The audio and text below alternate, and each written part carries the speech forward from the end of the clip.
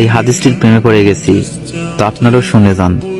আপনি যখন নিজের ঘরে নীরবে কান্না করবেন, আল্লাহ তখন ফেরেশতাদের উদ্দেশ্য করে বলেন, কোন জিনিস আমার এই বান্দার চোখে পানি আনলো?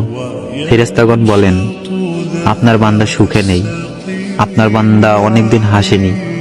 এই বলে ফেরেশতাগণ কান্না করতে থাকেন এবং আল্লাহকে বলেন, হে আমার রব, আপনি তো জানেন আপনার এই বান্দার হৃদয়ে কি রয়েছে, অতএব আপনি তার জন্য সবকিছু সহজ করে দিন।